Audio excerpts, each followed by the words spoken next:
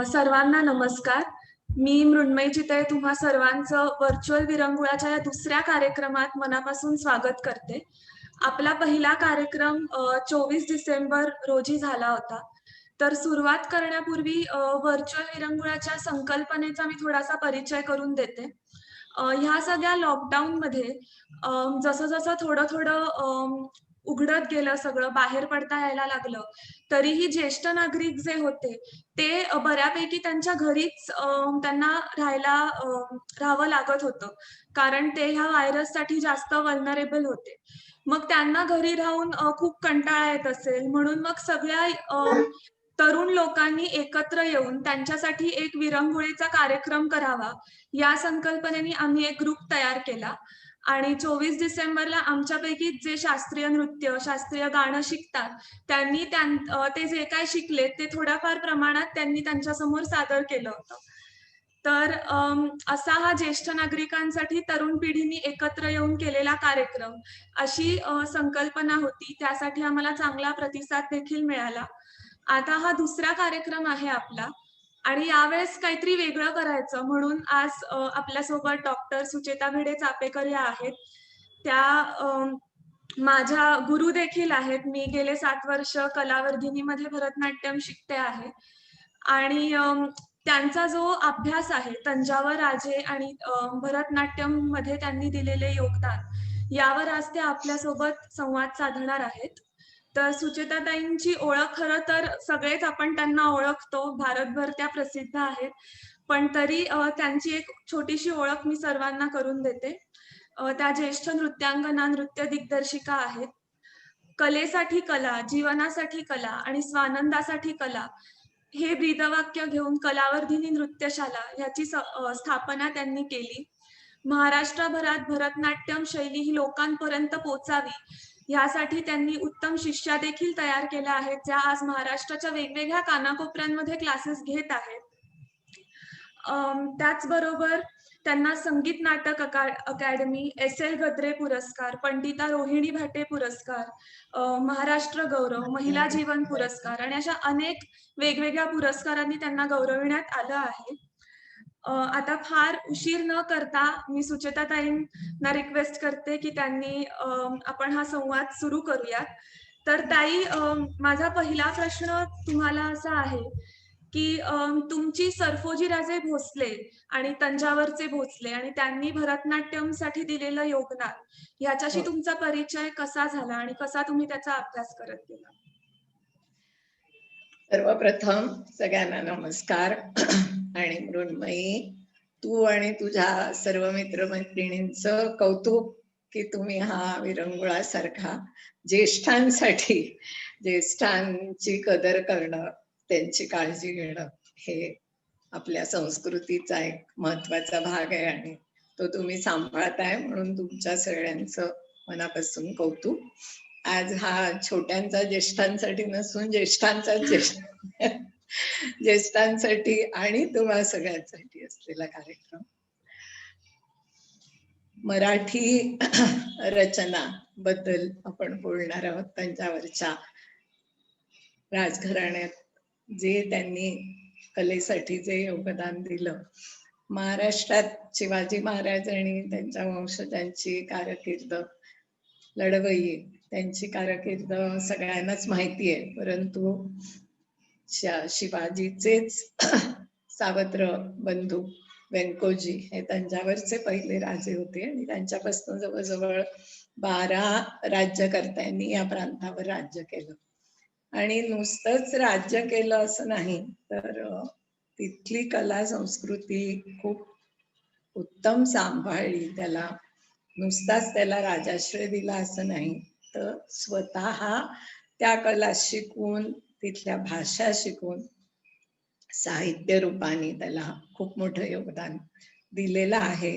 हा इतिहास थोडासा अजूनही महाराष्ट्रातच फारसा माहीत नसलेला इतिहास आहे. जरी आज गेली जवळजवळ 40 वर्ष मी या रचना सादर करते तुम्हा मुलींनाही, पुढे माझ्या शिष्या, त्यांच्या शिष्या, त्यांनाही शिकवले आणि त्याही करतायत. पण हा इतिहास खूप रोचक आहे, तो जाणून घ्यायला आवडेल तुम्हाला ना. तर त्याबद्दल थोडस सांगते. तंजावरचे व्यंकोजी हे शिवाजीचे म्हणजे शहाजी, शिवाजीचे वडील शहाजी, त्यांची जिजाबाई पत्नी महाराष्ट्रात होत्या त्या, पण तुकाबाई या बंगळूरला होत्या. आताच बेंगलुरू, माझ्या तोंडात बेंगलुरू येत नाही, मी बंगलोरच म्हणते. तर त्या काळामध्ये निजामाच्या पदरीच होते शहाजी, आणि त्यांनीच बंगलोरची जहागीर ही शहाजी राजांना दिलेली होती. त्यामुळे त्यांची पत्नी तिथे असे आणि त्यांची सगळी मुलं म्हणजे व्यंकोजी, त्यांचा ज्येष्ठ पुत्र, तोही बंगलोरमध्येच ही मंडळी वाढली. आणि त्यामुळे कर्नाटक कला, संगीत, साहित्य, भाषा या सगळ्याशीच त्यांचा तसा जवळचा संबंध होताच. निजामाने तंजाबरोबर त्या काळामध्ये म्हणजे साधारण 16व्या शतकाची सुरुवात, नायक हे आंध्रातले राज्यकर्ते होते, आणि त्यातला जो शेवटचा राजा होता तो काही तितकासा राज्यकारभार नीट चालू नव्हता. त्यामुळे निजामाने शहाजींना म्हणजे शिवाजीच्या वडिलांना तिकडे पाठवलं की त्याला तुम्ही पदच्युत करा. ते तिथल्या लढाईत त्याला त्यांनी बाजूला केल्यानंतर निजाम म्हणले की आता तुम्हीच तंजावरची राजगादी सांभाळा. तेव्हा मग शहाजींनी त्यांचा मुलगा शिवाजी इकडे महाराष्ट्रामध्ये त्याची कारकीर्द चालू होती, त्यामुळे व्यंकोजीला त्यांनी तंजावरच्या राजगादीवर बसवलं. हा साधारण 1675-78 असा काळ. तर हे व्यंकोजी हे पहिले राजे झाले तंजावरचे, पण त्यानंतर जवळजवळ 12 राज्यकर्त्यांनी या प्रांतावर राज्य केलं, आणि सर्वच जण म्हणजे त्यांनी वेगवेगळ्या प्रकारांनी कलेसाठी योगदान दिलेलं आहे. दक्षिणी भाषांमध्ये तर हे सर्वच जण प्रवीण होतेच, पण त्याचबरोबर संस्कृत आणि हिंदी सुद्धा, हिंदी, उर्दू या भाषा सुद्धा शिकलेले होते. सर्वच राजे विद्याविभूषित होते. पण नृत्यासंबंधी बोलायचं झालं तर व्यंकोजींचे थोरले सुपुत्र शहाजी पुन्हा त्याच परंपरेमध्ये, त्यामुळे शहाजी, शिवाजी, तुलजा ही नावं पुन्हा पुन्हा येतात. तर हे म्हणजे दुसरे राजे तंजावरचे व्यंकोजी, नंतर 1684 मध्ये ते राजगादीवर आले ते, आणि ते दुसरे आणि शेवटून दुसरे ज्यांचं नाव बऱ्यापैकी आता साहित्य जगतात माहिती होत आहे, सरफोजी राजे दुसरे, या दोघांनीही नृत्यासंबंधी बरंच नृत्यासाठी साहित्य लिहिलेलं. तर ताई, आता सरफोजी राजे भोसले यांचं तुम्ही नाव घेतलं, तर त्यांचे योगदान आणि त्यांनी ज्या ज्या रचना रचल्या याच्यावर तुमचे जे गुरु आहेत आचार्य पार्वती कुमार, त्यांनी तंजावर नृत्य प्रबंध असा मोठा हा ग्रंथ देखील लिहिला. तर तो त्यांचा जो अभ्यास आहे तोच तुम्ही पुढे देखील नेलात. तर ज्या काही रचना म्हणजे तुमच्या अभ्यासातनं आल्या त्या रचनेबद्दल तुम्ही काय सांगाल? मला वाटतं की हे माझं भाग्य म्हणायला पाहिजे की I was kind of destined to be Acharya Parvati Kumar disciple. आणि जवळजवळ मी 12 वर्ष त्यांच्याकडे एक तप मी पार्वती कुमार गुरुजींकडे होते.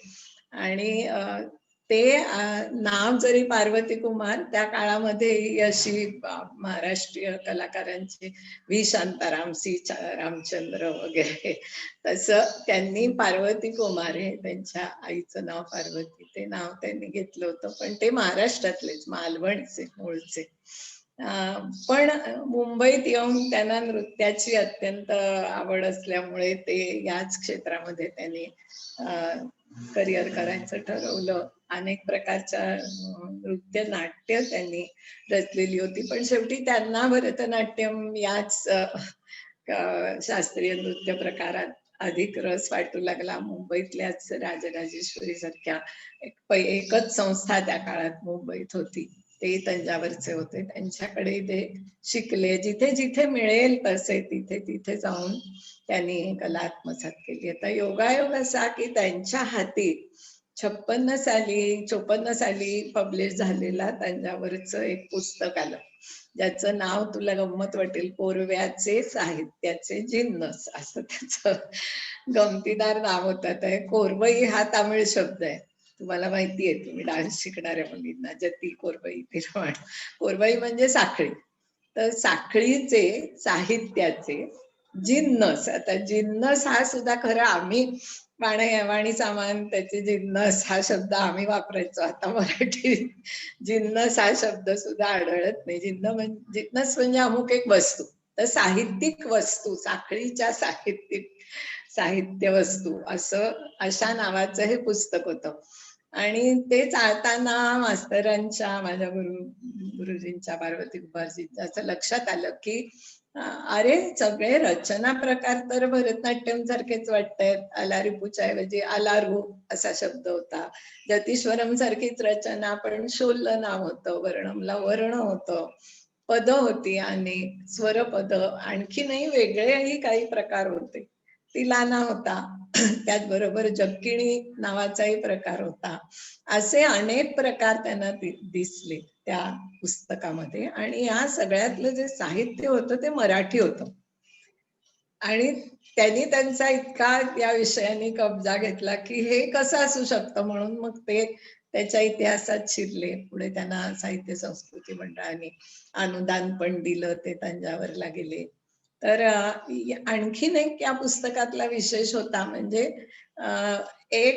एकच असे 18 प्रकारांचा एक संच, त्याच्यात एकच विषय, त्या सगळ्याला एकच राग आणि एकच ताल आणि बऱ्याच ठिकाणी त्या रागांची नोटेशन्स पण दिलेली होती. तर याच्यावर मास्तरांनी संशोधन सुरू केलं. पार्वती कुमार गुरुजींना आम्ही मास्तरच म्हणायचो आणि माझ्या तोंडात मास्तरच येतं. तर मास्तरांनी हे संशोधन सुरू केलं. त्या काळात त्यांच्याकडे एवढ्या या थोड्याफार दर्जापर्यंत शिकलेली, परफॉर्म करणारी मीच होते. आणि माझं भाग्य की त्यांनी मला या सगळ्या संशोधनात सहभागी करून घेतलं. मला स्वतःला ग्रंथ, साहित्य, लिखाण्यात, भाषा यात खूप इंटरेस्ट होता, जे त्यांना कळलं होतं.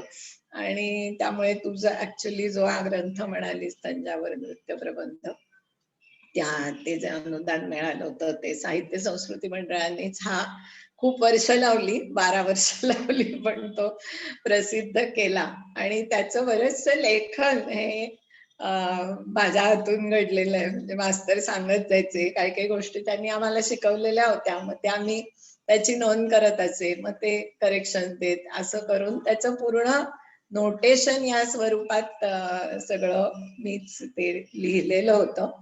एक तंजावरचेच संगीतकार होते, जनार्दन पंत तांजोरकर.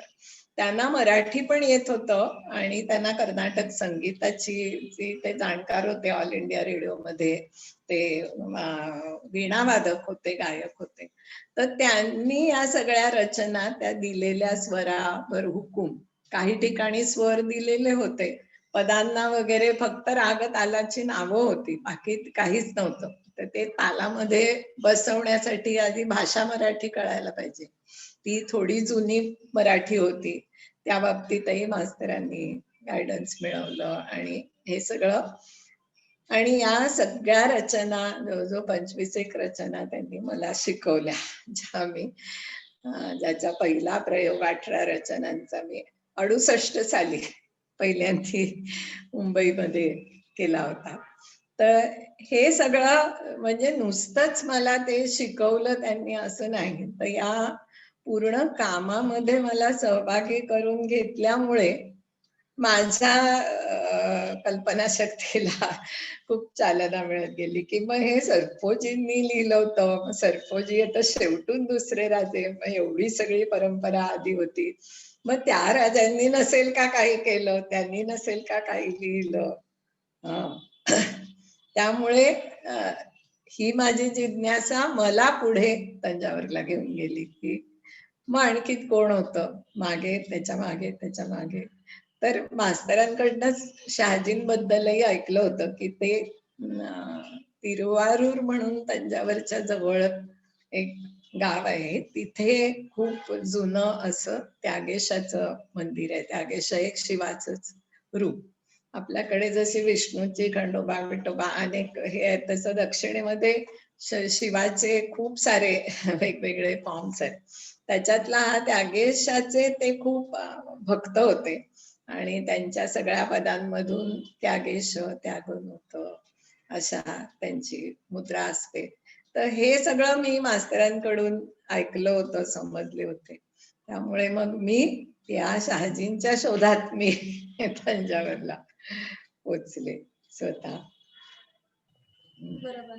ताई, आता आम्ही पण काही रचना म्हणजे तुमच्याकडून शिकलेल्या आहेत आणि मला म्हणजे हे रचना शिकतानाच ही कल्पना आली, की हा जो इतिहास आहे किंवा ह्या रचनांचा जो म्हणजे आपण म्हणूयात इंग्रजीत लिटररी ॲस्पेक्ट जो आहे, तो देखील खूप छान आहे. म्हणजे ते जे बोल आहेत किंवा ती जी कल्पनाशक्ती आहे, ती पण खूप चांगली आहे. तर तुम्ही 1-2 रचनांबद्दल म्हणजे ते रचनेचं जे काव्य आहे, त्याच्यावर थोडंसं बोलू शकाल का? रचना तर इतक्या आहेत आणि हो.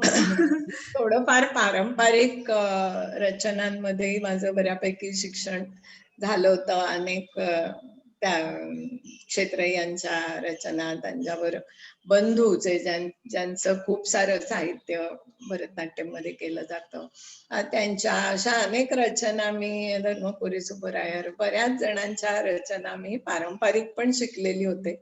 आणि त्यामुळे मला हे विशेषत्वाने जाणवलं की राजांनी नुसतीच भाषांतर केलेली नव्हती असलेल्या रचनांची. म्हणजे खरं तर ज्यांना तांजोर क्वार्टेट म्हणून ओळखलं जातं, तंजावर बंधू, ज्यांनी आजच्या भरतनाट्यमच्या मार्गमची नीव टाकली, त्याचं त्यांच्या आधीच्या काळातल्या रचनांमध्ये सुधारणा करत आणि त्याचे काही संक्षिप्त फॉर्म्स तयार करत काळाला अनुरूप अशी एक सादरीकरणाची पद्धत त्यांनी रुजवली. तर ते खरं तर सरफोजी आणि त्यांच्या नंतरच्या शिवाजी यांच्या काळात होते. म्हणजे मराठ्यांचा काळ हा भरतनाट्यम आणि कर्नाटक संगीतासाठी सुवर्ण काल समजला जातो. पण म्हणजे अनेक रचना पारंपरिकही तेलुगू, तमिळ जरी आधीचे राजे होते तरी 500 वर्ष मराठ्यांच्या आधी तेलुगू राजे होते. आणि तेलुगू भाषा ही राजभाषा, ती मराठ्यांनी राजभाषा तीच ठेवली. जरी खूप सारी मराठी कुटुंब त्या काळात तंजावरला गेली, स्वतः रामदास स्वामी पोचले होते तंजावर पर्यंत आणि बऱ्याच काही सूचना त्यांनी त्या काळात व्यंकोजींना केल्या होत्या की इथे तटबंदी करा, इथे अमुक करा, हे करा. आणि व्यंकोजी म्हणले होते की आता इतक्या लांब तुम्ही, म्हणजे यू कॅन इमॅजिन की 500 300 वर्षापूर्वीच्या काळात कसे काय ते पायी चालत कसे तंजावरपर्यंत महाराष्ट्रात पोचले असतील. तर व्यंकोजी म्हणले की आता तुम्ही एवढ्या लांब आलात, आता आम्हालाच तुम्ही हवेत, तुम्ही इथेच थांबा. रामदास स्वामी म्हणले नको, माझी कर्मभूमी महाराष्ट्र आहे, मी परत जातो. पण त्यांनी त्यांचे 9 शिष्य पाठवले आणि आजही तंजावर मध्ये, हे पण बऱ्याच जणांना माहिती नाही, की 9 मठ आहेत, रामदासी मठ, आणि जिथे सगळे आपले सण वार, निरूपण, कीर्तन हे सगळं होत असतं. आणि या प्रत्येक ठिकाणी जशा सज्जनगडावर जी पंचायतन राम लक्ष्मण सीता हनुमान भरत ही जी मूर्ती आहे ती तिथे जर गेलात तुम्ही तर तिथे हे बोर्ड आहे ज्याच्यावर लिहिलंय की तंजावरच्या आंधळ्या मूर्तिकारांनी बनवलेल्या या मूर्ती आहेत सज्जनगडावर. त्याच्या प्रतिकृती या तंजावरच्या सर्व मठातून आहे. आणि बरंच जुनं मराठी साहित्य, पोथ्या अजूनही या म्हणजे ते एक वेगळं संग्रहालय होईल आणि वेगळा संशोधनाचा विषय होईल. पण अशी ही परंपरा मराठी, तेलुगू, तमिळ असा सगळा एक खूप संकर या तंजावरच्या संस्कृतीत झाला आणि मराठी राजांनी त्याला खूपच मोठं योगदान दिलं. तर सांगायचा मुद्दा की या म्हणजे खूप साऱ्या पारंपरिक रचना त्यावेळी प्रचारात होत्या.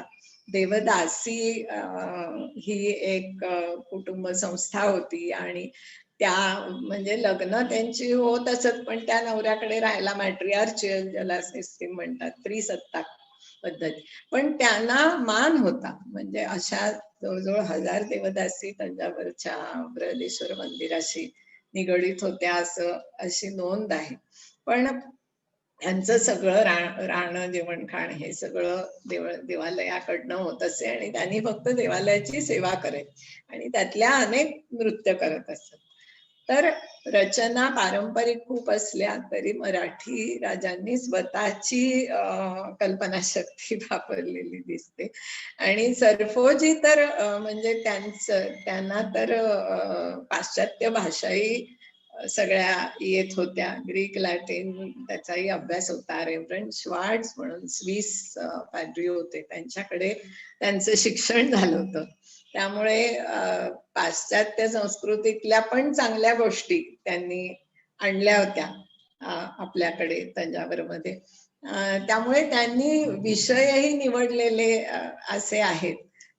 जसं की एक पद आहे, मी तुम्हाला म्हणजे पुराण कथा आणि देवादिकांच्या कथा, रामायण महाभारत हे तर आमच्या पारंपरिक नृत्य प्रकारांचे रचनांचे विषय असतातच, पण त्या पलीकडे जाऊन सरफोजींचं एक निरूपण आहे, सखीने नायकीस बुद्धिवाद सांगण्याची कल्पित कथा. म्हणजे त्या काळात अर्थात समाज व्यवस्थेचा हे असतोच, लवकर मुलींची लग्न होत असत आणि मग मुलीबरोबर तिची एक मोठी सखी सुरुवातीला सासरी जात असे की तिला जरा तिथल्या याची सवय व्हावी, वातावरणाची, 4 गोष्टी तिला समजावून सांगेल, अशी वाग, अशी वागू नको वगैरे वगैरे. तर तशी ही मोठी सखी आहे आणि त्या लहान नवीन लग्न झालेल्या तिच्या छोट्या मैत्रिणीला सांगतेय काय काय 6 धडे आहेत त्याच्यात. भाषा बघ, काही काही शब्द आता आजच्या मराठीतही सापडणार नाहीत. चांग भांग तू करवुनी घे, चांग भांग तू करवुनी घे, सरस नेसग सुवस नाही. चांग भांग, छान बेणीपणी उगीच आपली विस्तारून केस, तो याची वेळ झालेली असेल त्यावेळी तू, म्हणजे पूर्वीच्या बायकांचं असं जरा 5 वाजले की ए चला वेणीपणी करा, पावडर कुंकू लावा. म्हणजे पुरुष मंडळी घरी यायच्या वेळी बायकांनी कसं प्रसन्न असलं पाहिजे. मला वाटतं काही काही यातल्या गोष्टी आजच्या काळालाही खूप संयुक्तिक अशा वाटतात की स्त्रीनी कसं वागावं. चांग भांग तू करवुनी घे, सरस नेसग सुवस नाही, रमण घरास जव येईल तुझ्या, तव हळूच हसुनी सरस निरखी, घडी घडी सुमुखी. आणि जेव्हा तो रमण तुझा पती घरी येईल तेव्हा हसत मुखाने स्वागत कर. मी बी दिवसभर तू अगदी कंटाळली असे, अहो किती बापरे आज एवढं काम होतं, या असं स्वागत नको करू, हसून त्याचं स्वागत कर. आणि मग बघ काय होतं ते, तो दमलेला असला तरी तो खुशीत येईल आणि तुझ्याशी कसा वागेल. हा,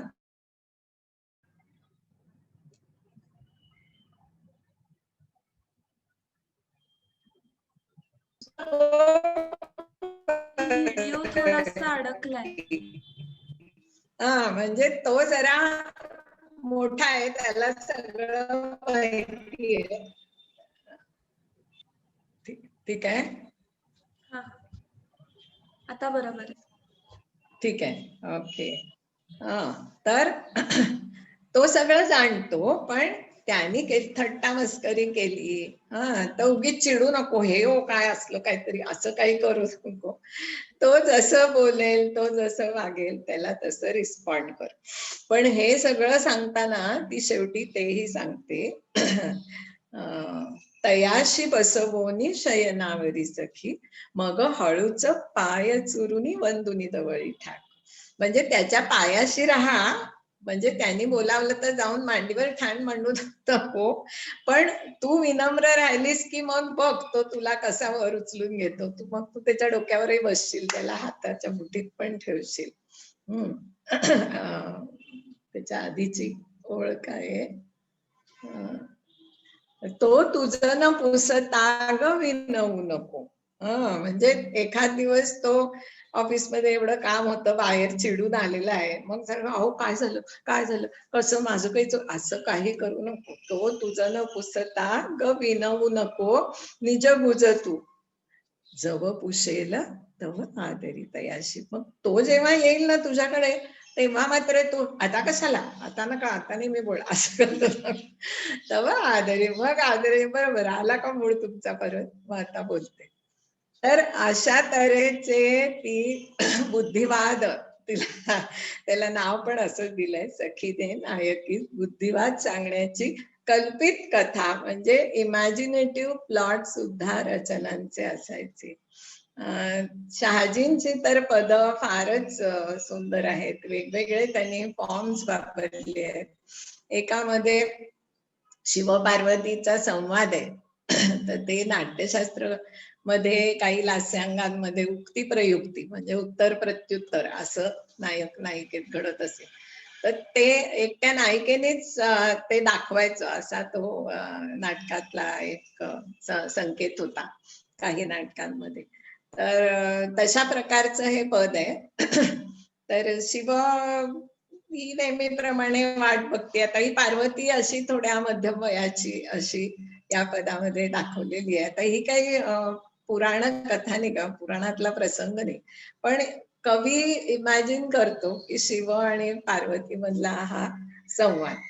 तर बऱ्याच वेळी वाट पाहिली आहे, ते काय रमत गमत कुठेतरी असतात, ते येतात घरी शिव परत, तर आल्यावरही ठरवते की आज गंमतच करूया म्हणून आधी दारात अगदी वाट बघत असते, पण दार लावून ठेवते आणि दार वाजवलं म्हणते कोण कवाड उघडितो, कोण आहे दारा, म्हणजे तिला माहितीये की शिव चालेल, पण विचारते कोण कवाड उघडितो, जाण बाळे विषधर मी, अग काय दार, आता मी आलोय तर दार काय लावून ठेवलंयस उघड, मी विषधर आहे. तर ती काय म्हणते, विषधर म्हणजे सापात तुम्ही, वल्मिकात जा वारुळाचा. मग हा चिडतो, विषधर नोहे नटेश मी, म्हणजे तुम्ही नृत्य करता, मग इथे घरात कशाला, नटेश झाला तरी नटन विधीस जा, मग जा कुठेतरी रंगमंदिरात जाऊन नृत्य करा. नटेश नोहे कपाल पाणी, आता चिडतात, कपाल पाणी मी, कपाली झाला तरी मग भिक्षेस जा, म्हणजे कपाल म्हणजे त्याच्या हातात ते कवटी असते शिवाच्या, तर ती भिक्षेला जा, इथे भिकारी मी नाही, तुम्हाला मी नाही दार उघडणार, मी नाही भिक्षा वाढणार. हे सगळे त्याच्यात नृत्यातनं ते प्रसंग घडवतो, म्हणजे सगळं शब्दामध्ये सांगितलेलं नसतं, त्या दृष्टीने पण ही पद खूप योग्य आहे. आणि मग अगदी शेवटी म्हणतात, शिव त्यागेश मी, आता मी चाललो, तुझाही त्याग करतो म्हटल्यावर पार्वती तैने तरुणी गौरी मी एक विनोद असे, अहो विनोद केला, एवढं कसं नाही तुम्हाला सांग, बरा चल. असं त्याचा म्हणजे त्याचं इंटरप्रिटेशन पण खूप छान करता येतं. अशा तऱ्हेची शब्दरचना या शहाजींच्याही पदातनं आहे, सरफोजींच्याही आहे. जसं एक मला वाटतं तू पण शिकली आहेस का, आता शबर होऊन, सरफोजींच शिकले नाहीये पण बघितलंय भरपूर वेळेला. तिथेही परिक्रमण. अगदी किरातार्जुनीय निरूपणातलं तिथेही अगदी म्हणजे हा पुराणात काय घडलेला प्रसंग नाही, अर्जुन शिवधनुष्यासाठी तपश्चर्या करतोय असा प्रसंग आहे, पण ते किराताचं रूप घेऊन शिव निघाले. तर कुठल्याही सामान्य स्त्री सारखा या देवीला पार्वतीलाही मोह होतो की आपणही जावं जंगलात. तसं काही वेळा आपल्यालाही वाटतं पॅन्ट शर्ट घालावा, कुठेतरी भटकावं, तसं तिलाही वाटतं मी डोक्यात मोराचे पिस्स घालीन, गळ्यात माळा घालीन, आणि हातात धनुष्यबाण घेऊन मला न्या ना, आता शबर होऊन जातो मी त्वरेने म्हणसी, जरी समान होते मी शबरीन, असं म्हणून एका वेगळ्याच तिचा मूड आहे पार्वतीचा, आणि त्याच्यामध्ये ती शिवाना मग मी कसं मयूरपिच्छ शिरी पुष्पगुच्छ कानावरी ठेवून या कुसरी, आता कुसरी हे शब्द सुद्धा अलीकडच्या मराठीत नाही, छान असे मी कानावर फुलं घातली, ठेवून या कुसरी होते भिल्लटी गोजिरी, गोजिरी शब्द सुद्धा इतका गोड आहे, पण किती गोजिरी दिसते असं आता आपण म्हणत नाही. काही काही छान शब्द मराठी भाषेत नाहीसे झाले, ते पण या पदांमध्ये मला बघायला मिळाले, वाचायला मिळाले. ही बरीच सारी शहाजींच्या काळामध्ये आज जे भरतनाट्यम मध्ये रचना प्रकार होतात त्यापेक्षा खूप वेगळे प्रकार त्या काळात परफॉर्म केले जात होते रंगमंचावर सादर. त्या प्रकारच्या बाजामध्ये त्यांनी केलेले दरू आहे, सलामो दरू आहे, अभिनय दरू आहे, जक्किनी दरू आहे. तर ते त्या सगळ्याचा अभ्यास मी केला, रिसर्च. त्याच्यासाठी मला संगीत नाटक अकादमीची ग्रांटही होती. हे माझं खूप आवडतं काम होतं. त्याला पुढे मी संगीत करून घेण्यासाठी आणखीन भरपूर रिसर्च, संशोधन. त्या माझ्या प्रवासात मला किट्टप्पा गुरुजींसारखे थोर गुरु भेटले, जे परंपरेतले होते, पण त्यांना मराठी राजांविषयी आदर होता, माहिती होती. शहाजी हे खूप थोर संगीतकार होते हे किट्टप्पा सरांना माहित होतं, आणि त्यांनी हे काम स्वीकारलं आणि त्या कर्नाटक पद्धतीमध्ये त्यांनी दिलेल्या रागतालांमध्ये मला या रचना बांधून दिल्या, ज्याचं सादरीकरण मी जवळजवळ आता 72 सालापासून करतीये. आणि याही रचना माझ्या खूप साऱ्या शिष्या करतायत. त्याचा मला आनंद आहे की महाराष्ट्रात आपल्याकडे नाटक सगळ्यात, परफॉर्मिंग आर्ट्स मध्ये सगळ्यात लोकप्रिय नाटक, मग शास्त्रीय संगीत, आणि तिसरा क्रमांक शास्त्रीय नृत्याचा. पण आता हे जरा प्रमाण वाढतंय आणि शास्त्रीय नृत्य पण काहीतरी, ते म्हणजे मराठी रचना पण आपला महाराष्ट्राचाही काहीतरी नृत्याशी संबंध आहे पारंपरिक. बरोबर. ताई, एक फक्त मला तुमच्या एका मुलाखतीत मी ऐकलं होतं की तुम्ही तिकडे गेलात तेव्हा समर्थ रामदासांचं एक गणेश कौतुकम तुम्ही ते ऐकलत, आणि मग तिथे तुम्हाला कळलं की हे तर मराठी आहे. आणि तो जो एक प्रसंग आहे तो नक्कीच प्रेक्षक वर्गाला ऐकायला आवडेल, त्यामुळे तो तुम्ही शेअर करा आणि मग आपण पुढच्या प्रश्नाकडे जाऊ. ऍक्च्युली हे पद मी कुचिपुडी नावाचा आंध्रामध्ये एक खेडा आहे, जिथली ती शैली कुचिपुडी म्हणून प्रसिद्ध आहे. विजयवाडाच्या जवळ गुढीवाडा म्हणून प्रांत आहे, तिथेच तिथलं हे खेडा आहे. तर मला SNA तर्फे मी तिथलं एक फेस्टिवल बघायला गेले होते, आणि त्यावेळी त्या नृत्यात मला म्हणजे गणपतीचा मुखवटा घालून आपल्याकडे दशावतारी खेळ असतात तसं एक पात्र नाचत येतं, आणि तांडव नृत्य करी गजानन, तांडव नृत्य करी. ते मी म्हंटल, अरे तांडव नृत्य करी गजानन, धिमिकिट वाज मृदंग, हे तर मराठी गाणं आहे, हे इथे कसं आलं? हे साल होतं 62-63. तर मला कळेना, म्हणून मी तिथल्या त्या गुरूंना विचारलं, तर ते म्हणले नाही, हे मराठी कुठे, संस्कृत आहे पारंपरिक. वाजे काय शौत, पण त्यांनी काही शब्द बदलले होते आणि शेवटचं कडवं नव्हतं, त्यामुळे म्हणजे पद 2च हे होते. आणि धिमिकिट वाजे मृदंग, ब्रह्मा ताल धरी गजानन, तांडव नृत्य करी. तर ते असं माझ्या डोक्यात राहिलं. आणि पुढे तंजावरला जेव्हा मी एका मठातच मी राहत होते, भीमराव स्वामी त्यांच्या मठात, त्यांच्या घरातच अर्धा भाग मठ, तिथेच एका खोलीत माझी व्यवस्था होती. तर तिथल्या पोथ्यांमध्ये ते म्हणल्या, हे तर मराठी आहे ताई. तर मग त्याच्यात शेवटचं जे कडवं होतं, नामी रंगले दास सदोदित, शोभे चंद्रशिरी गजानन, तर नामी रंगले दासही रामदासांची मुद्रा आहे. तर हे रामदासांचं पद आहे. ते कळल्यावर मला खूप बरं वाटलं की निदान एक तरी मराठी पद परंपरेमध्ये सुरू अजून आजच्या काळापर्यंत पुढे आलेलं आहे.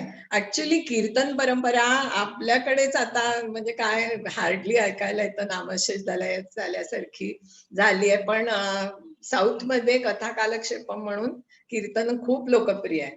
आणि त्याच्यात अजूनही हे पद म्हणतात, नंतर ते मध्ये जे जे ते कालाचे ठाई वगैरे मराठी वाक्य, त्यांना ते मराठी हे माहिती नाही पण ते म्हणतात आणि कथा कालक्षेपमध्ये हे ऐकायला मिळतं. असा हा खूप छान म्हणजे तेलुगू, मराठी, तामिळ असा संस्कृतींचा संकर झालेला होता. जसं की जक्किणी धरू सारख्या रचनांमध्ये यल्लीला यल्लीलाम लाले वो महादेवा असं असे शब्द आहेत. आता या अल्ला आणि महादेव, यल्लीला यल्ला हे या अल्लावर आलेले शब्द आहेत. जसे आपल्या जुन्या तराण्यांमधनं, हिंदुस्थानी संगीतातल्या तराण्यांमध्ये पण याला याला आलं यल्लीला हे शब्द येतात. तर म्हणजे न कळत आजच्या काळात आम्हाला हे इंटिग्रेशन आणि असं सगळं म्हणावं लागतं, पण एकमेकाच्या संस्कृतीविषयी असलेला आदर हा त्या काळात होता. सोकॉल धर्मांचा हे नव्हता, त्यामुळे माणसं विलग झालेली नव्हती. याचं खूप सुंदर उदाहरण या रचनांमध्ये आहे.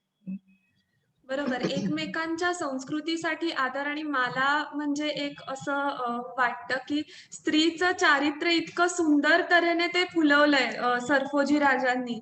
म्हणजे त्यांची ती कल्पनाशक्ती आणि मग तिला कसं वाटेल, तिच्या मनात काय चाललंय, ह्याचा इतका खोलवर आणि छान विचार त्यांनी केला. त्यामुळे पण मला ते एका वेगळ्या लेव्हलवर त्याचं भावतं. ताई, आता पुढच्या प्रश्नाकडे आपण वळूयात. तुम्ही महाराष्ट्रामधल्या ज्या मध्ययुगीन लेण्या आहेत, देवळं आहेत, त्याचा सुद्धा अभ्यास केला आणि मग त्याच्याशी त्याचा आणि नाट्यशास्त्राचा काय संबंध आहे ह्याचा हे देखील माझा अभ्यास. मी त्याच्याकडे वळले म्हणजे मला सारखं असं मनात येईल की महाराष्ट्राला म्हणजे ज्ञानेश्वरांच्या काळापासून साहित्य, संगीत, चित्र, शिल्प या सगळ्याचा परंपरा आहे. मग नृत्याचीच का नाही, नृत्याचं काय झालं?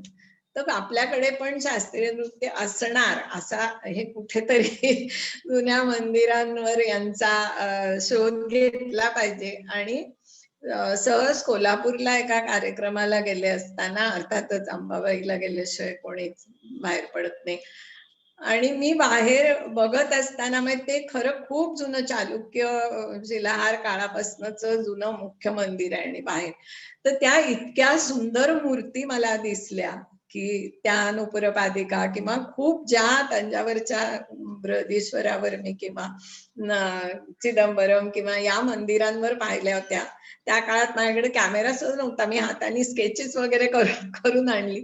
पण मग माझ्या हे सारखं डोक्यात यायला लागलं की मग अशी जुनी मंदिरं आपल्याकडे दुसरीकडे कुठे आहेत, त्याच्यावर अशी नृत्यशिल्प नसतील का? आणि मग दिल्लीच्या एका कार्यक्रमात ते काउन्सिल फॉर हिस्टॉरिकल रिसर्चचे डायरेक्टर आले होते. मी कुठेतरी असं बोलताना ते म्हटल्यावर ते म्हणाले, मी तुम्हाला देतो स्कॉलरशिप, तुम्ही ह्याच्यात जा आणि शोधा.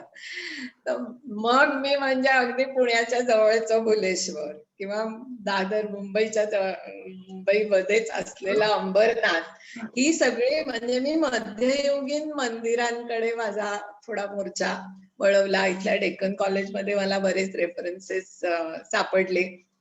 त्याच्यावर जिथे जिथे प्रोफ्यूज डान्स कल्चर असं जिथे ज्या मंदिर, सगळी काय मी नाही पाहू शकले, पण सिन्नर ही यादवांची, यादव कालामध्ये असे काही जुन्या लेखांमध्ये उल्लेख सापडले की राजे शामियाने असायचे, तिथे नृत्य कार्यक्रम असत, राजे फिरत असत वगैरे वगैरे. म्हणून सिन्नर ही शवणपूर सिंधी नगर ही राजधानी होती यादवांची. आणि त्यामुळे तिथलं ऐश्वर, गोंदेश्वर, मग आमचा मोर्चा तिकडे वळला. ऐश्वर्याला मला इतकं एक सुंदर हे मिळाली त्याच्यामध्ये पूर्ण अशी, म्हणजे जी मला जे करणं आपण म्हणतो नृत्याचे, शिवानी केलेल्या नृत्याचे जे तंजावर मध्ये आहे किंवा चिदंबरम मध्ये, तर तशा प्रकारची शिल्प मिळाली. मग त्याचा मी थोडा तुलनात्मक अभ्यास दक्षिणेकडची, आणि म्हणजे त्याच्यातनं कुठेतरी माझा याला एक पुष्टी मिळाली की नाही, यादव काळात तरी आमच्याकडे शास्त्रीय नृत्य होतं.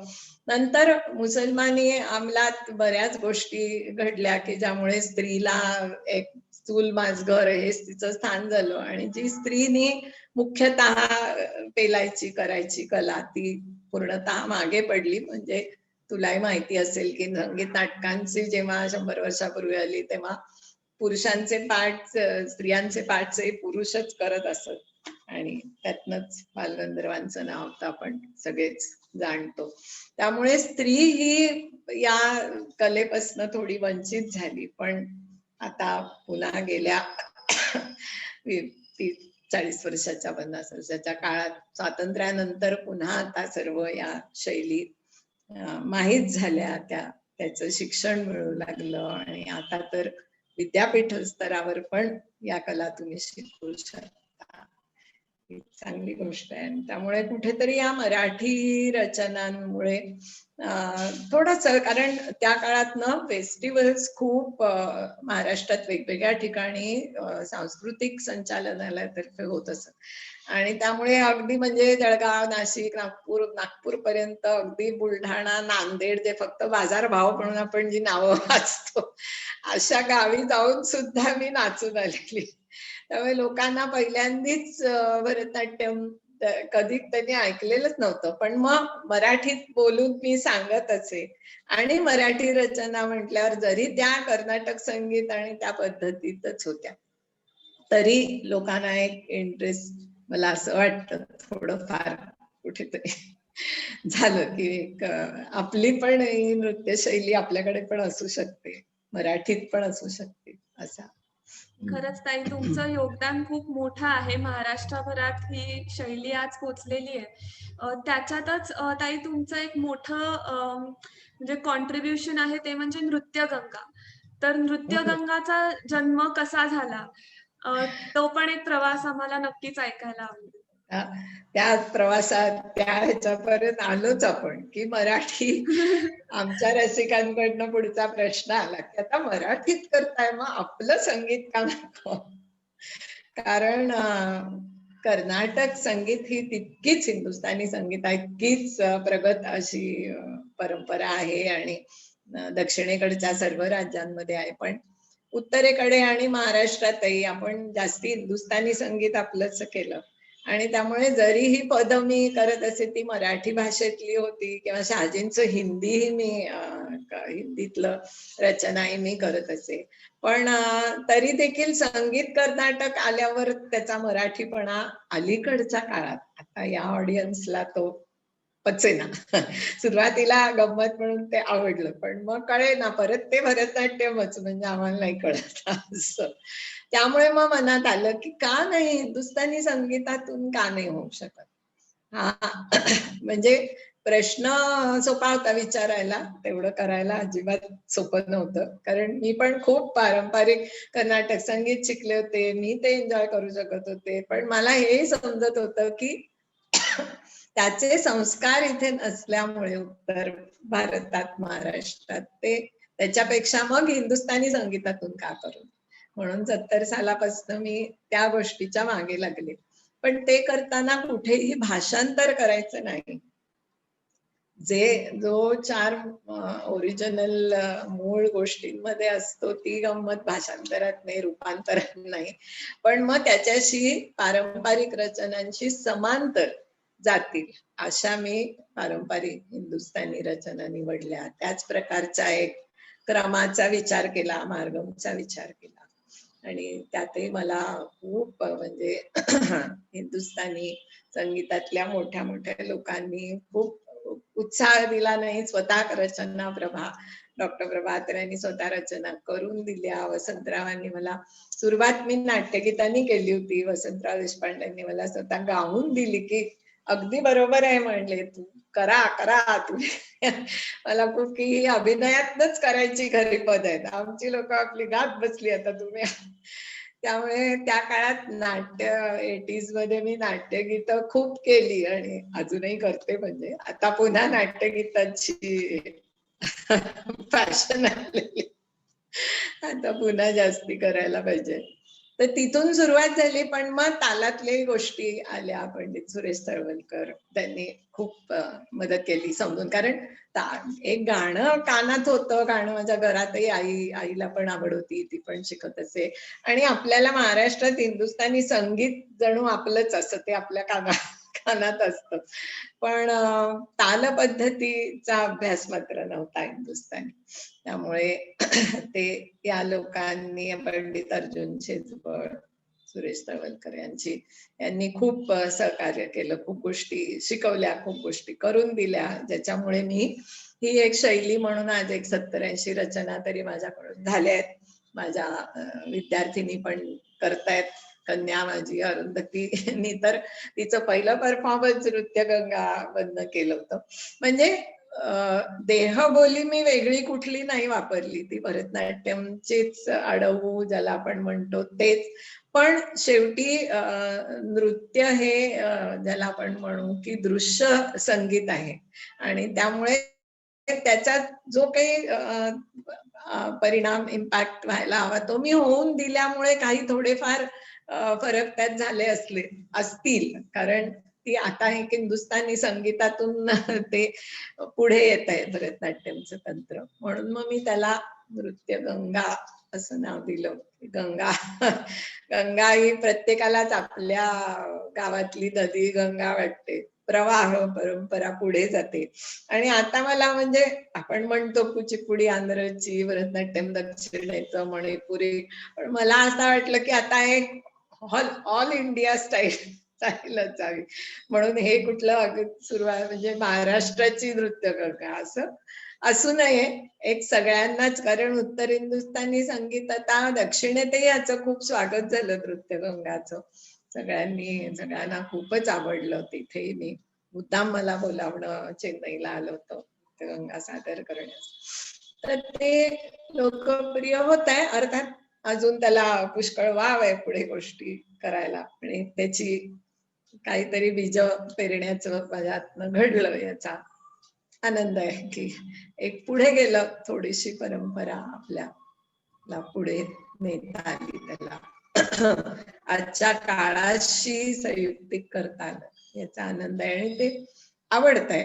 पण अर्थातच आता पुढे मुलींनी त्याच्यात प्रयत्न केले पाहिजेत, आणखी पुढे रचना केल्या पाहिजेत, प्रयोग झाले पाहिजे, ते होतील असं वाटतंय. पुढचा प्रश्न त्याच संदर्भात आहे आपला, की आजची जी तरुण अजून पिढी आहेत आहे, का प्रश्न? शेवटचा प्रश्न आहे हा, आणि मग हा, आपण विचार. हा तर नाही, विचार. तर म्हणजे आज जे आपण रचना ज्या सादर होतात त्या बघतो, किंवा आजची जी तरुण पिढी आहे, जे कला रसिक आहेत आणि जे सादरही करतात, त्यांना तुम्ही काय संदेश तुम्हाला द्यायला आवडेल? म्हणजे नुसतेच परफॉर्मर्स पण नाही, पण जे कला रसिक आहेत, त्यांना तुम्हाला काय संदेश द्यायला आवडेल? एक असं आहे की ज्याला हलकं फुलकं संगीत आहे ते पटकन मनाची पकड घेतं, पण जे अभिजात संगीत आहे त्यात ते कुठेतरी खूप खोलवर त्याचा विचार असतो. त्यामुळे तिथपर्यंत शिरायला काही एक काळ द्यावा लागतो, की अगदीच ऐकलं, आज पाहिलं आणि लगेच कळलं आपल्याला. एक 4 वेळा तुम्ही बघितलं, ऐकलं ते संगीत की त्यातलं सौंदर्य उलगडायला लागतं. त्यामुळे मी म्हणेन की म्हणजे हा एक विरंगुळा लावून घेण्याची जरूर आहे, की जिथे संधी मिळेल तिथे बघावं, म्हणजे आपोआपच त्यातले बारकावे, आणि ती एक ज्याला म्हणू की सूचक अशी त्याची भाषा आहे. म्हणजे ते पूर्वी आमच्या काळात इंग्लिश कोर्टामध्ये वगैरे लिहून घेताना शॉर्ट हँड म्हणत त्याला, म्हणजे 2-3 याला मिळून एकच काहीतरी साईन ते शॉर्ट हँड मध्ये लिहून घेत असत. आता अशी काही जरुरीच राहिलेली नाही, पण तशी भाषा आहे की म्हणजे सगळे काल आणि सगळ्याला हसत नाहीत, म्हणजे चेहऱ्याच्या नंतर किंवा काल हे फक्त एक्सप्रेशन मधनच कळणार आहे. त्यामुळे जितकं तुम्ही सगळं तन मन घालून बघाल तेवढं त्यातलं सौंदर्य, त्याच्या सजेस्टिव्हिटी मध्ये, उच्चकतेमध्येच त्याचं सौंदर्य आहे. दुसरं एक मी म्हणेन की आता इंटरनेटच्या काळात जग खूप जवळ येत आहे, ही एक चांगली गोष्ट आहे. पण मग अशा वेळी आपल्याला बऱ्याच गोष्टी यंग लोकांना, तरुण मंडळींना मोहवतात की नाही, मग हे म्युझिक का घेऊन, ते का नाही, हे सगळं ऐकावं, त्यातली सौंदर्य स्थळ अनुभवावी. पण शेवटी आपण भारतीय म्हणून आपण काहीतरी आहोत, आपलं एक स्वत्व आहे, आणि ते जर ठेवायचं असलं तर मला वाटतं की नृत्यासारख्या या परंपरा हे आमचं खूप मोठं धन आहे. हे इतकं धन जगात खरंच कुणाकडेच नाहीये. म्हणजे नृत्य शैलींच्या बाबतीत, म्हणजे संगीताच्या सुद्धा इतक्या प्रगत दोन शैली, कर्नाटक आणि हिंदुस्थानी अभिजात संगीताच्या, आणि नृत्याच्या तर 7-8 वेगळ्या वेगळ्या शैली ह्या आमच्या इथे उगम त्याचा झालेला आहे. तर त्यातलं सिग्निफिकन्स शोधून, त्यातलं सौंदर्य शोधून ते जर आत्मसात करून आपण मांडलं तर आज जगात त्याला खूप किंमत आहे. बाहेर गेलं आणि तुम्हाला तर अरे तुम्ही भारतीय संगीत, तुम्ही शास्त्रीय संगीत गाऊ शकता करून, हा याच्याविषयी खूप आदर आहे सगळीकडे. त्यामुळे मला असं वाटतं की या काही काही गोष्टी आपण आपलं स्वत्व टिकवलं तर आपलं म्हणून एक वेगळेपण या खूप जवळ येणाऱ्या जगामध्ये राहील. आता विज्ञान आणि ह्याच्यातल्या अनेक गोष्टी आहेत ज्या पाश्चात्य जगात काही वेळा, पण आता हेही सिद्ध होतंय की आपणही काही या गोष्टींमध्ये मागे नाही. सो तरुण पिढीने याच्यात आणि आता मला दिसतंय की ऍटलिस्ट शिकण्यामध्ये बऱ्याच जणांचा इंटरेस्ट वाढलेला आहे, आणि जो चांगला आहे. कारण प्रत्येक जण जरी परफॉर्मर झालं नाही तरी शिकल्यामुळे नाही, तरी आपण शाळेत इतके सगळे विषय कशाला 10 वर्ष शिकतो, काय आपण भूगोलात हे करत नाही किंवा सायन्स मध्ये करत नाही किंवा नाही, पण त्यांनी जे तुमचं व्यक्तिमत्व बनतं आणि एक आयुष्यातल्या सौंदर्याचा विचार करता येतो. कला, कुठलीही कला हा विरंगुळा छानच आहे, पण नृत्यामध्ये मी म्हणते की सर्व समावेशक आहे. नृत्यात शिल्प आहे, नृत्यात चित्र आहे, नृत्यात साहित्य आहे, नृत्य दृश्य संगीतच आहे, नाट्य आहे. म्हणजे एक नृत्य कळून घेतलं, नृत्य शिकलं तर सगळ्याच कलांच्या आपण जवळ येऊ शकतो. त्यामुळे मला तर तरुण पिढीविषयी विश्वास आहे, आशा आहे की तुम्ही लोक हे घेऊन, हे धन वाया नाही घालवणार, हे घेऊन पुढे जाल. नक्कीच ऑल द ताई, बेस्ट. तुमचे आशीर्वाद आमच्या मागे असतील तर नक्कीच हे सगळं पुढे जाईल. आणि तुमचा गायडन्स आम्हाला मिळतोय आणि ते आता आपण बघतो पण आहोत. बरेच यंग लोक वेगवेगळं काय काय करतायत. तुमचं प्रोत्साहन तर आहेच आहे. तुमचं मनापासून आभार आज आल्याबद्दल. ह्या पुढची सूत्र मी अनुष्का ताडफळे हिच्याकडे सोपवते. ती देखील या टीम मध्ये आहे. अनुष्का. हॅलो, येतोय आवाज? हो, आवाज येतोय. एकच मिनिट. अनुष्का, हो येतोय, बोल बोल. तर म्हणजे आज आपल्याला बऱ्याच जणांना ज्या गोष्टी माहिती नव्हत्या, आम्ही ऐकत असतो ताईंकडून, पण ज्या आम्हालाही आज खूप काही नवीन गोष्टी समजल्या. तर म्हणजे महाराष्ट्रातील भोसल्यांबद्दल महाराष्ट्रात बऱ्याच जणांना माहिती असतेच, पण दक्षिणेतल्या भोसल्यांचं कार्य हे थोडं वेगळं आहे आणि त्याच्याबद्दल जाणून घेणं सगळ्यांनाच आज खूप इंटरेस्टिंग वाटलं असेल. तर म्हणजे त्यांचं जे साहित्य आणि कलेमधलं जे योगदान आहे, म्हणजे त्यांचं जे साहित्य आहे ते केवळ साहित्य म्हणून सुद्धा वाचायला छान आहे, पण त्याचबरोबर ते नृत्यासाठी किती पूरक आहे. म्हणजे त्याच्यामधला जो सजेस्टिव्हनेस आहे किंवा त्याच्यामधलं जे ध्वन्यार्थ आहे तो नृत्यासाठी किती पूरक आहे हे आज तुमच्या तुम्ही जी उदाहरणं दिलीत त्याच्यातून जाणवलं. त्याचबरोबर जसं तुम्ही म्हणलात की महाराष्ट्रातली शास्त्रीय नृत्य परंपरा ही फारशी कोणाला माहिती नाहीये, त्याबद्दलच जास्त माहिती नाही, तर त्याबद्दलही आज आम्हाला जाणून घेता आलं. यासाठी धन्यवाद तुमचे. आज तुम्ही आलात आणि जे सगळेजण आज इथे प्रेक्षक म्हणून जॉईन झाले त्यांचे पण आभार. आणि हा सगळा कार्यक्रम ऑर्गनाईज करण्यासाठी टीमचे पण ज्यांनी सगळं प्रमोशन केलं, सगळ्या टीमचे सुद्धा आभार. थँक्यू. कुणाला काही प्रश्न आहे? मला थोडा वेळ असू शकतो. वेळ आहे का? हा, 10 मिनिटं. प्रेक्षकांमध्ये कोणाला प्रश्न असतील तर ते चॅट बॉक्स मध्ये टाकावे, किंवा मग रेज हँडचं ऑप्शन असेल तर मग रेज हँडचं बटन दाबलं तरी चालेल. क्लास मधली माही जोशी पण आहे मीटिंग मध्ये. हो, दिसते मला.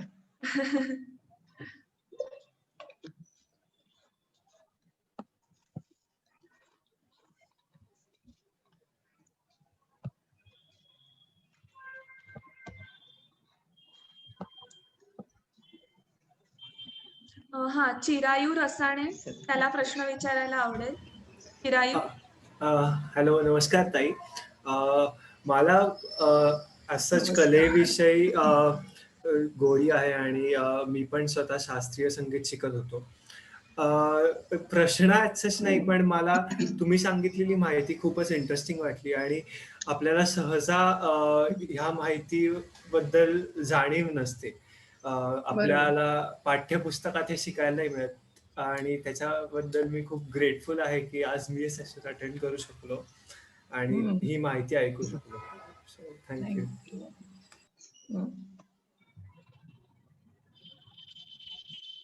नागेश पण हो आहे.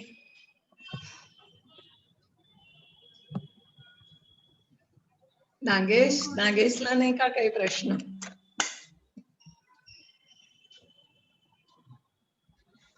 नागेश दिसतोय मला.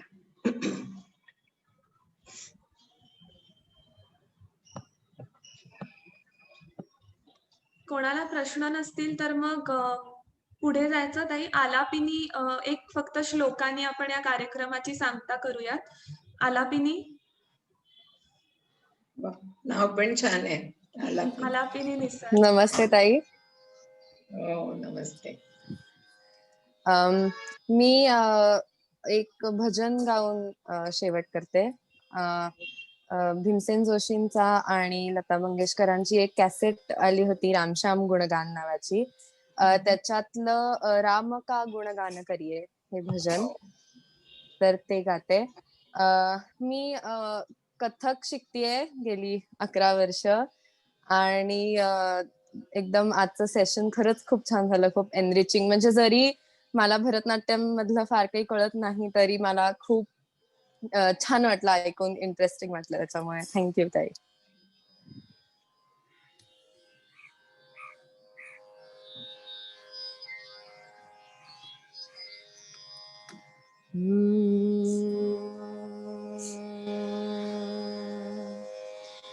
राम का गुणगान करिए,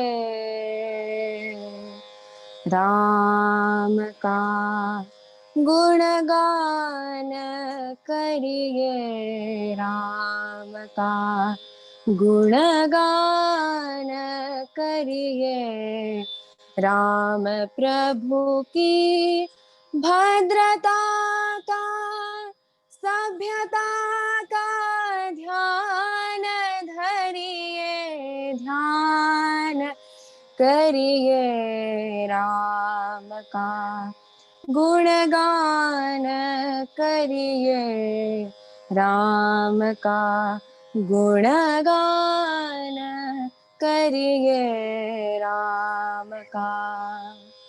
राम के गुण गुण चिरंतन, राम के गुण गुण चिरंतन, राम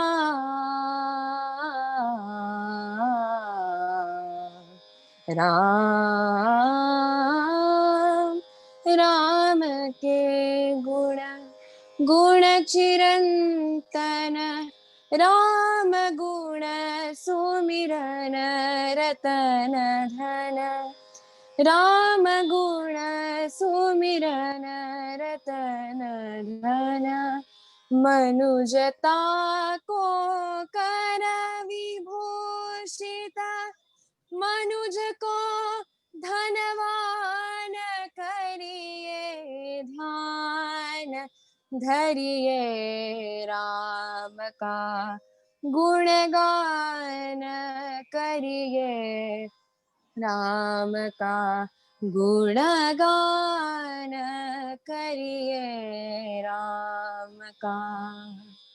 सगुण ब्रह्म स्वरूप सुंदर, सगुण ब्रह्म स्वरूप सुंदर, सृजन रंजन रूप सुखकर, सृजन रंजन रूप सुखकर, राम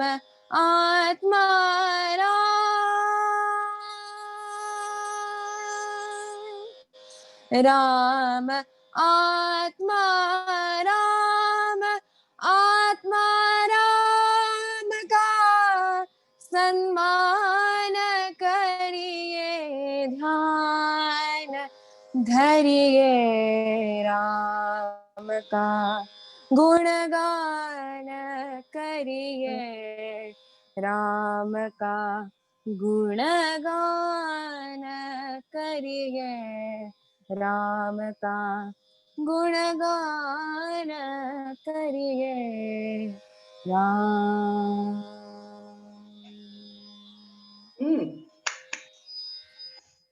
धन्यवाद आला चांगलं म्हटलं. नाचली असतीस तर आणि छान मला वाटत होतं नाचा.